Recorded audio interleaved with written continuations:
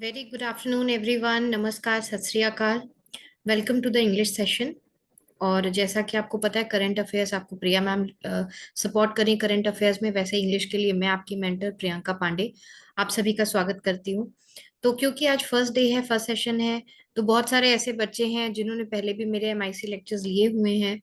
ठीक है, बट हम फिर से इन सारी चीज़ों को थोड़ा रिवाइज करेंगे क्योंकि कुछ ना कुछ चेंजेस होते रहते हैं हर साल। ठीक है।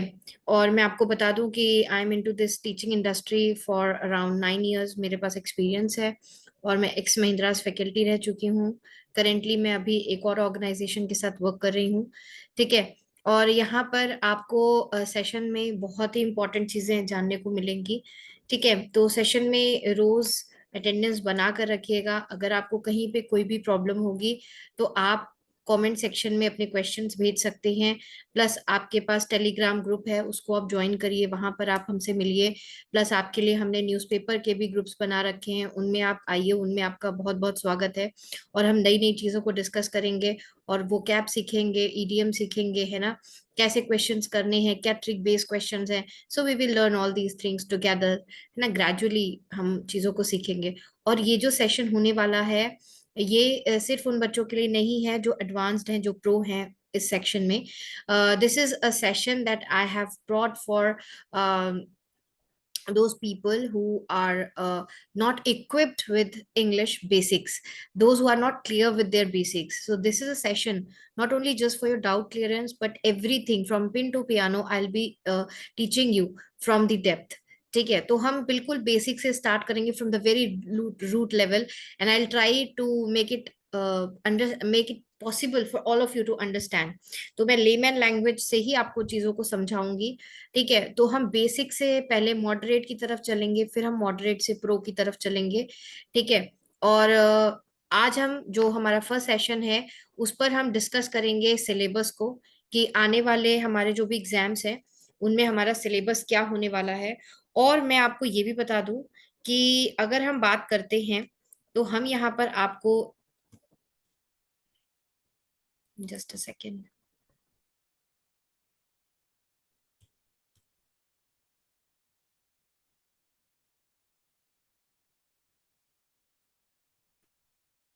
यहाँ पर अगर मैं बात करूं, बेसिकली हम कौन से एग्जाम्स की प्रिपरेशन आपको करवाने वाले हैं, तो वो होने वाला है आपका एसएससी, बैंक और टेट। अब थोड़ा सिलेबस डिस्कस कर लेते हैं।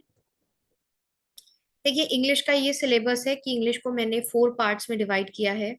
एक आपकी ग्रामर है, यानी हिंदी में जिसको हम व्याकरण कहते हैं।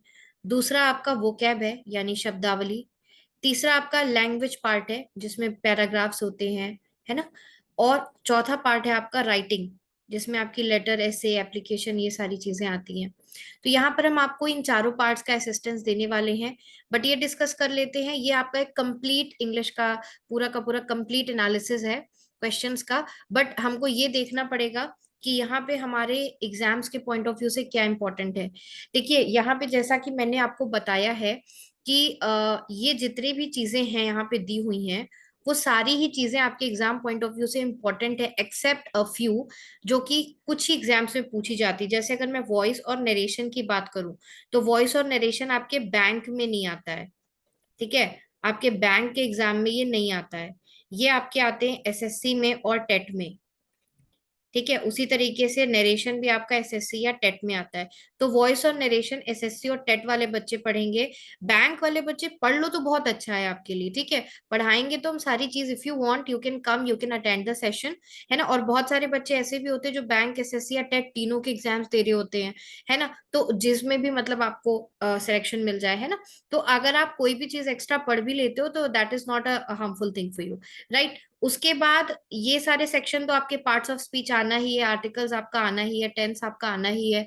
वो कैप के सेक्शन में आ जाए तो सिनोनिम्स है, एंटोनिम्स है, होमोनिम्स है, होमोफोन्स है, होमोग्राफ्स हैं, वन वर्ड सब्स्टिट्यूशन है, मिस स्पेल्ट है, इडियम्स एंड फ्रेजेस हैं। तो ये सब आपके वोकैब है। सिनोनिम्स यानी कि आपके जो सिमिलर वर्ड्स होते हैं, इसको हम आगे भी डिस्कस करेंगे आपके साथ, ठीक है। अभी ये मैंने जस्ट एक इंटीग्रेटेड फॉर्म में आपके सामने रिप्रेजेंट कर दिया है।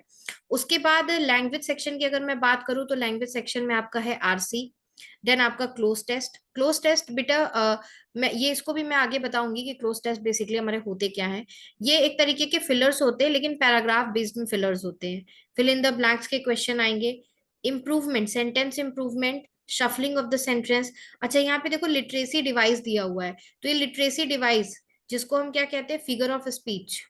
एक तो आपका है पार्ट ऑफ स्पीच, और एक क्या है आपका फिगर ऑफ स्पीच। तो ये जो फिगर ऑफ स्पीच है, ये आपका सिर्फ और सिर्फ किस में आता है, टेट में आता है। इसको हम अलंकार कहते हैं। इंग्लिश में क्या कहते हैं, इंग्लिश में क्या कहते हैं, फिगर ऑफ स्पीच। हिंदी में ने अलंकार कहते हैं। जैसे उपमा अलंकार, श्लेष अलंकार, है ना, मानवीकरण अलंकार, अनुप्रास अलंकार। तो इंग्लिश में भी लिटरेसी डिवाइस हम पढ़ेंगे, क्योंकि ये टेट में क्वेश्चंस आते हैं।